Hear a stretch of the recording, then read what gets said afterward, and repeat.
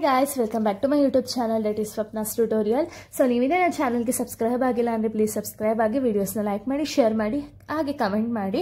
So ನಾನು ಈ ಒಂದು ವಿಡಿಯೋದಲ್ಲಿ ಥರ್ಡ್ ಚಾಪ್ಟರ್ನ ಕಾರ್ಪೊರೇಟ್ ಲಾ ಇಂಪಾರ್ಟೆಂಟ್ ಕ್ವಶನ್ಸ್ನ ಹೇಳ್ತಿದ್ದೀನಿ.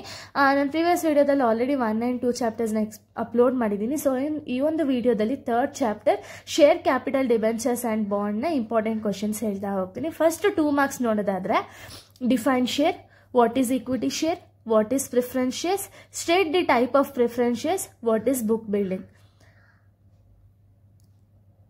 So next now nodadare, what is employee stock ownership plan, what is buyback, what is sweat equity, what is bonus shares, what is right shares. Next, what is share certificate, what is demat account, what is dematerialization, what is transfer of shares, what is transmission of shares. Next, what is dividend, what is debenture, what is bond, mention the types of bonds, what is right share or issue.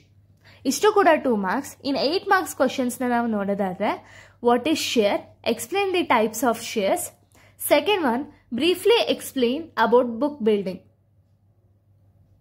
Third one, briefly explain about issues or allotment of shares. Fourth one, briefly explain about employee stock ownership. Fifth one, briefly explain about sweat equity.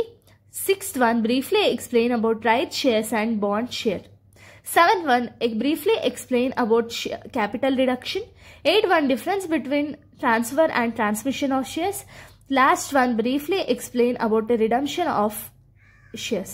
14 marks questions na ನಾವು ನೋಡೋದಾದ್ರೆ, what is debenture, explain its types, rules regarding issue of debenture. Second one, what is bond, explain its types and rules regarding issue of bonds. Third one, what is dividend, explain the rules regarding issue of dividend. Fourth one, explain briefly the share certificate. Fifth one, explain briefly about the concept. So ಇಷ್ಟು ಕೂಡ module 3ನ important questions ಆಗಿದೆ. ಇನ್ನು next chapter ಬಂದ್ಬಿಟ್ಟು next ವಿಡಿಯೋದಲ್ಲಿ upload ಮಾಡ್ತೀನಿ. So thank you guys, thanks for watching.